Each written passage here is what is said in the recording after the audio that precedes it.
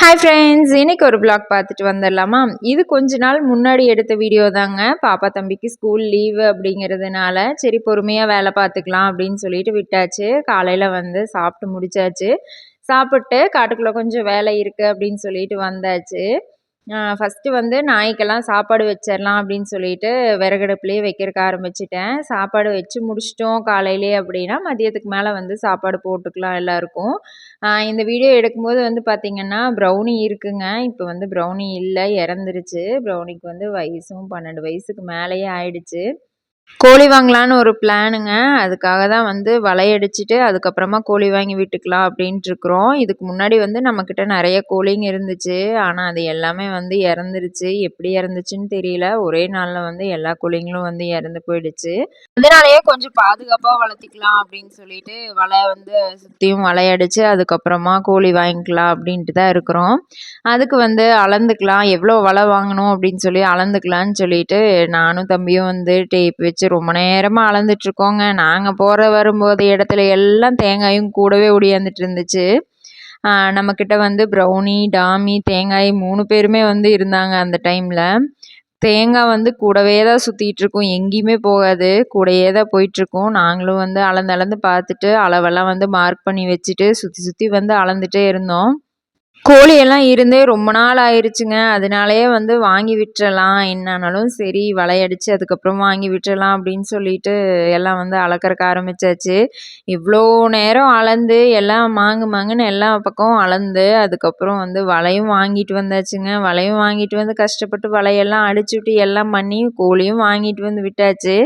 மாமா கிட்ட தான் வந்து கோழி வாங்கிட்டு வந்தோம். 2 கோழியும் ஒரு சேவலும் வந்து மாமா கிட்ட சொல்லி வச்சுருந்தோம். இருக்கான்னு கேட்டதுக்கு இருக்கு, வந்து பிடிச்சிக்கோன்னு சொன்னாங்கன்ட்டு உடனே போய் பிடிச்சிட்டு வந்தாச்சு. வலைய அடித்ததுக்கப்புறம் தான் போய் பிடிக்கிறக்கே போனோம்.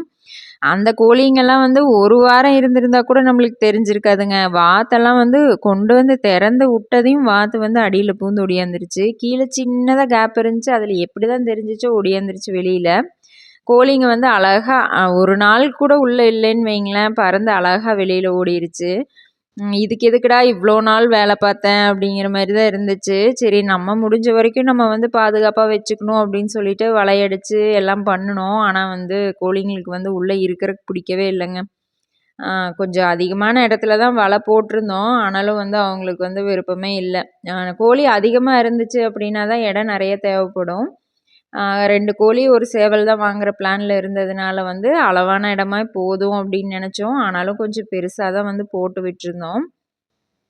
ஆனாலும் வந்து அந்த கோழிங்களுக்கு வந்து அந்த இடம் பிடிக்கவே இல்லை போல். டக்குன்னு வந்து பறந்து வெளியில் போயிடுறாங்க. இப்போ வாங்கி விட்ட கோழி வந்து பார்த்திங்கன்னா ரொம்ப வந்து தொல்லையெல்லாம் பண்ணுறதில்லைங்க. எங்கேயுமே வந்து அதிகமாக போகிறதில்ல. நம்மக்கிட்டேயே தான் வந்து இருக்குது. இதுக்கு முன்னாடி இருந்த கோழிங்கெல்லாம் பார்த்திங்கன்னா சாணி குப்பை போட்டு வச்சுருப்போம்ல, அதை ஃபுல்லாக பறித்து கோழி திறந்து விட்டோம் அப்படின்னாலே ஃபுல்லாக ஏகமாக தான் கிடக்கும். அந்த சாணி குட்டு வந்து ஒரு இடத்துல இருக்காது, ஃபுல்லாக ஏகமாக பரவலாக தான் போட்டு பறித்து வச்சுருக்கோம். இந்த கோழிங்க வந்து அந்தளவு ஒன்றும் அங்கெல்லாம் போகிறதில்ல, அந்த மாதிரி எதுவுமே பண்ணுறதில்ல. அவங்க பாட்டுக்கு தான் இருக்காங்க. நம்ம எங்கே போகிறோமோ நம்ம கூடவே வந்து நல்லா பழகிட்டாங்கன்னு வைங்களேன். தம்பிக்கு வந்து பயங்கர சந்தோஷம், நம்ம திரும்பவும் கோழி வாங்க போகிறோமா அப்படின்ட்டு. கோழி வந்து நம்மக்கிட்ட இருந்துகிட்டே தாங்க இருந்துச்சு. அதுக்கப்புறம் கோழி இறந்த டைமில் வந்து பார்த்திங்கன்னா ரொம்பவே கஷ்டமாக இருக்கும். என்னடா இவ்வளோ கோழியும் இறந்துருச்சு அப்படிங்கிற மாதிரி தான் இருந்துச்சு. டக்கு டக்குன்னு அங்கங்கே வந்து விழுந்து கிடக்கும் இறந்து. ஏதாச்சும் இப்போது 1 கோழி 2 கோழி அந்த மாதிரி இறந்துருந்துச்சுன்னா கூட நம்மளுக்கு அவ்வளோக்கா தெரியாது. எல்லாமே வந்து இறந்துருச்சுங்க. குட்டி குட்டி குஞ்சுகள் எல்லாமே வந்து இறந்து போச்சு. எப்படி என்னன்னே தெரியலை. சரி அதை வந்து எடுத்து நம்ம போடும்போது வந்து ரொம்பவே கஷ்டமாக இருக்கும். என்ன இவ்வளோ பார்த்து பார்த்து நம்ம வளர்த்தணும் அப்படிங்கிற மாதிரி இருக்கும். அதுலேயும் வந்து அந்த கோழிங்கெல்லாம் நல்லாவே பழகிருச்சுங்களா. ஒரு சில கோழியெல்லாம் வந்து கம்பெனிக்குள்ளே தான் வந்து முட்டை வைப்பேன் அப்படின்னு சொல்லிட்டு அடம் பிடிக்கும். நம்ம வீட்டில் இருந்தோம்னாலும் வீட்டுக்கு வந்து கூப்பிடுவாங்க. வீட்டுக்கு வந்துட்டு நம்மளை கூப்பிடுவாங்க, கேட் வரைக்கும் போவாங்க, அப்புறம் நின்றுப்பாங்க, சத்தம் போடுவாங்க. நம்ம அதுக்கப்புறம் போனதுக்கப்புறம் தான் வந்து கம்முனே போவாங்க. கம்பெனி திறந்து விட்டோம் அப்படின்னா அவங்களோட இடத்துக்கு போய் வந்து முட்டை வச்சுக்குவாங்க. அந்த மாதிரி எல்லாம் நல்லா பழகுன கோழிங்க அப்படிங்கிறதுனால ரொம்பவே கஷ்டமாக இருந்துச்சு. இந்த ஆடு கட்டி இருக்கிற இடத்துலையும் வந்து அளக்கணும்னு சொல்லிட்டு அதை அளக்கிறதுக்குள்ளங்க இந்த ஆடு நோஞ்சு இடித்து நம்மளை கீழே தள்ளிட மாட்டேங்குது. இடிக்கிறதுனா இடிக்கிறது இல்லை, நம்மளை நோஞ்சும். நம்ம மேலே வந்து உரசிட்டே வந்து நம்மளை கீழே தள்ளிடும். நாங்கள் எல்லாம் மாங்கு மாங்குன்னு அளந்துட்டுருக்குறோம். அப்புறம் பார்த்தா வேப்ப மரத்துக்கு கீழே ஒரு பாம்பு சட்டை இருந்துச்சுங்க. அவ்வளோ பெருசாக இருந்துச்சு. நாகப்பாம்பு தான், நல்லா பெரிய சைஸாக இருந்துச்சு. எப்போ வந்து சட்டை உரிச்சிட்டு போச்சுன்னு தெரியல. அதை பார்த்ததுமே வந்து இங்கெல்லாம் பார்த்து தாண்டா வரணும் அப்படின்னு சொல்லிட்டு இருந்தோம். இந்த வேப்ப மரத்தில் தான் இருந்திருக்கும் போல், தெரியல நம்மளுக்கு. இங்கே தான் வந்து நம்ம செடிங்களும் வந்து வச்சுருந்தோங்களா, ஃபுல்லாக வந்து இங்கே தான் நம்ம வாட்டுக்கு நம்ம அசால்ட்டாக வருவோம் போவோம். எப்படியும் காட்டுக்குள்ளே வந்து ஏதாவது ஒரு பாம்பு பார்த்துருவோங்க. எப்படியும் எல்லா பக்கம் வந்து சின்னதாவது இருந்துரும்.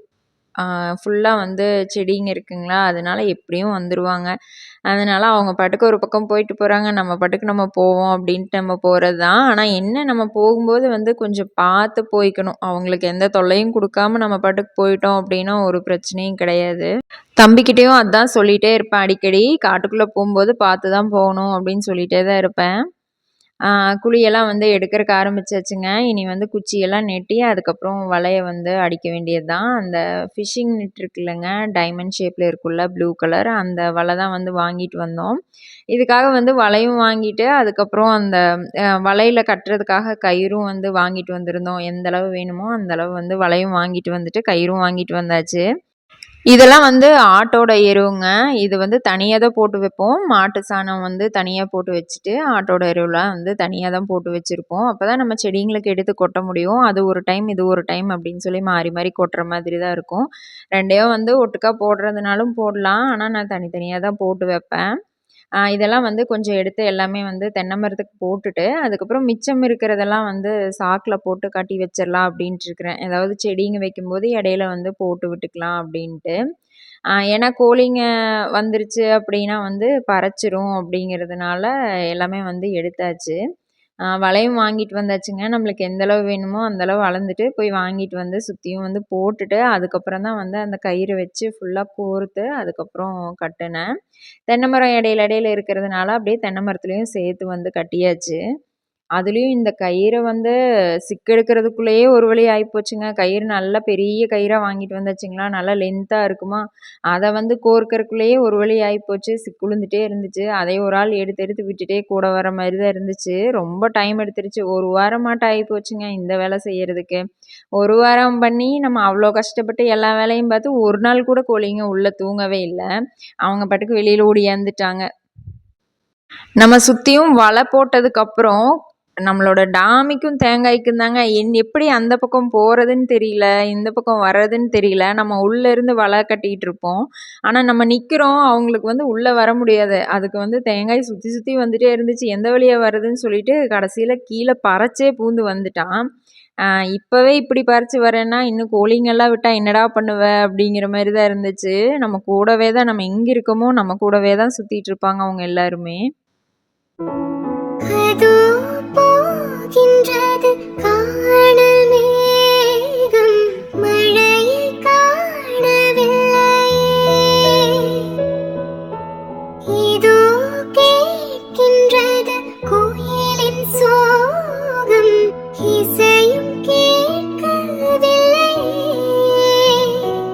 இந்த பூமி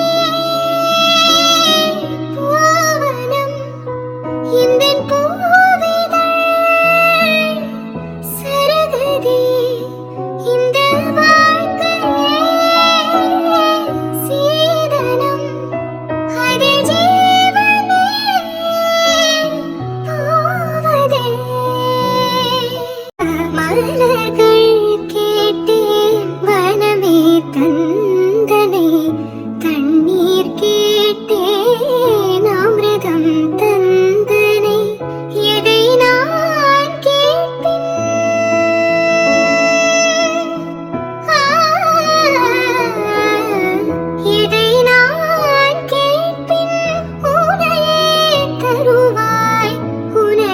அந்த வலைய கட்டுறதுக்குள்ள பயங்கர போராட்டம். இப்படி கட்டினா வலை நிக்குமா? அப்படி கட்டினா வலை நிக்குமா? அப்படின்னு சொல்லிட்டு பயங்கர டிஸ்கஷன் போச்சு. அதுக்கப்புறம் இப்படி கட்டினா இல்ல வேண்டாம். கீழ தொங்குன மாதிரி வந்துரும். நல்லா வந்து கட்டணும்னு சொல்லிட்டு திரும்ப எல்லாம் பிரிச்சு, திரும்பவும் கட்டி எல்லாம் பண்ணிட்டுருந்தோம். இதுக்குள்ள வந்து 2, 3 காயங்கள் வேற கையில. அதுக்கு வந்து பேண்டேட் போட்டுட்டு, அதுக்கப்புறம் அப்படியே வேலை பார்த்துட்டுருந்தோம். கயிறு பிரிஞ்சு பிரிஞ்சு வந்துட்டு இருந்துச்சு. அத சூடு பண்ணி லைட்டா அமுத்தி விட்டோம் அப்படின்னா வந்து ஒட்டிக்கும்னு சொல்லிட்டு, நாங்களும் தீப்பெட்டி எடுத்து தீய பத்திட்டே இருக்கிறோம். அது ஒண்ணும் காத்துக்கு நீயா நானான்னு பார்த்துக்கலான்னு சொல்லிட்டு அணைஞ்சிட்டே இருந்துச்சு. இது ஒண்ணும் வேலையாகாதுன்னு சொல்லிட்டு, அதுக்கப்புறம் நானும் பருத்தி பார்த்தேன். கடைசியில வந்து அவரையே வர சொல்லி, "நீங்களே பண்ணுங்க வாங்க" அப்படின்னு சொல்லி அவரையவே கூப்பிட்டு பண்ணியாச்சு. எதை நான் கேட்பேன்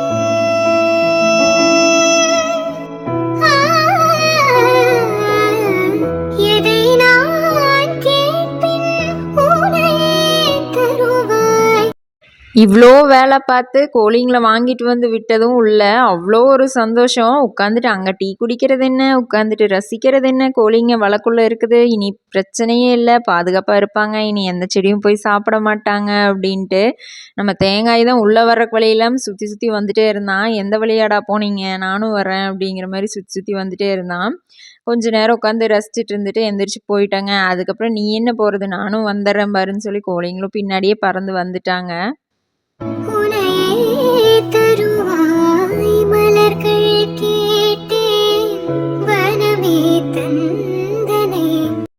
நைட்டுக்கு மீன் எடுத்திருந்தேங்க. சரி அயில மீன் வந்து எடுத்து செஞ்சுக்கலாம் அப்படின்னு சொல்லிட்டு அயில மீன் எடுத்துகிட்டு வந்திருந்தேன். அதுக்கு வந்து குழம்பு வைக்கிறதுக்கு நான் வெளியில் விறகடுப்பு வச்சே செஞ்சாச்சு. அதுக்கு வந்துட்டு பாத்திரத்தில் கறி பிடிக்காமல் இருக்கணும் அப்படின்னா வந்து மண்ணை வந்து பூசி விட்டோம் அப்படின்னா கறி பிடிக்காது. அப்படியே கழுவணும் அப்படின்னா போயிடும். தக்காளி நல்லா கரைச்சி எடுத்துட்டு அதுக்கப்புறம் அதில் புளி எந்த அளவு வேணுமோ அந்தளவு புளி ஊற்றிட்டு முருங்கைக்காய் அதுக்கப்புறம் கத்திரிக்காய் எல்லாம் போட்டுட்டு மாங்காய் இருந்தால் மாங்காய் போடலாம். நான் மாங்காய் போடலை. அதுக்கப்புறம் பச்சை மிளகாய் கறிவேப்பிலை எல்லாம் போட்டு தேங்காய் கொஞ்சமாக பொட்டுக்கடலை வந்து சேர்த்து நல்லா அரைச்சி ஊற்றிக்கோங்க. தண்ணி எந்தளவு வேணுமோ தண்ணியும் மிக்ஸ் பண்ணிவிட்டு அதுக்கப்புறம் மீனும் வந்து போட்டுக்கோங்க. குழம்பு மிளகாத்தூள் போடணும். உப்பு போட்டுட்டு மீனை போட்டு நல்லா கலந்து விட்டுட்டு அதுக்கப்புறம் நம்ம நல்லா கொதிக்க வச்சுட்டு கடைசியில் வந்து தாளிப்பு கொடுத்து இறக்கணும் அப்படின்னா சூப்பரான மீன் குழம்பு ரெடி ஆயிரும். தாளிக்கிறதுக்கு வந்து எண்ணெய் ஊற்றி கடுகு போட்டுட்டு கொஞ்சமாக வெந்தயம் போட்டுட்டு அதுக்கப்புறம் வெங்காயம் கறிவேப்பிலை போட்டு நல்லா தாளிச்சு கொட்டிட்டோம் அப்படின்னா சூப்பரான மீன் குழம்பு வந்து ரெடி ஆயிரும்.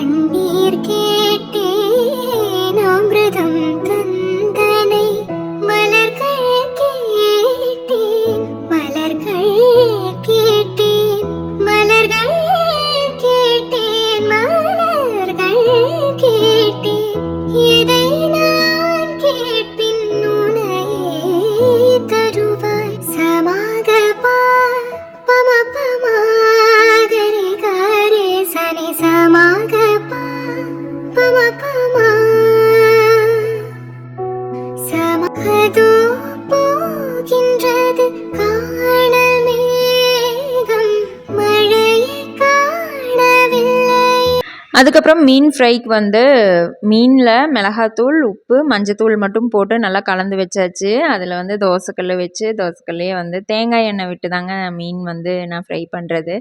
சூப்பராக இருக்கும் தேங்காய் எண்ணெயில் ஃப்ரை பண்ணோம் அப்படின்னா. மீன் போட்டு மேலே கறிவேப்பிலை போட்டு நல்லா ஃப்ரை பண்ணி எடுத்தோன்னா சூப்பரான மீன் ஃப்ரை ரெடி ஆயிரும். தேங்காய் எண்ணெயில் செஞ்சோம் அப்படின்னாலே அது ஒரு தனி டேஸ்ட்டாக இருக்குங்க. இதில் என்னென்னா மீன் குழம்பு மீன் ஃப்ரை எல்லாம் எதுக்கு வச்சு சாப்பிட்டோன்னா சாப்பாட்டுக்கு இல்லைங்க, தோசைக்கு தான் வச்சு சாப்பிட்டோம். தோசை தான் வேணும்ட்டாங்க. சரின்னு தோசை ஊற்றி கொடுத்து அதவே அப்படியே வந்து சாப்பிட்டாச்சு. இதோ கேட்கின்றது கோயிலின் சோகம் இசையும் கேட்கவில்லை இந்த பூமி பூவனம் இந்த பூவிதழ் சரகதி இந்த வாழ்க்கையே சீதனம் அதில் ஜீவனே சரகதி. அவ்வளோதாங்க, இந்த வீடியோ இதோட முடியுது. உங்களுக்கு இந்த வீடியோ பிடிச்சிருந்துச்சு அப்படின்னா ஒரு லைக் பண்ணிடுங்க. இன்னும் நம்ம சேனல் நீங்கள் சப்ஸ்கிரைப் பண்ணாமல் பார்த்துட்ருக்கீங்க அப்படின்னா மறக்காமல் சப்ஸ்கிரைப் பண்ணிக்கோங்க. அடுத்த வீடியோவில் பார்க்கலாம்.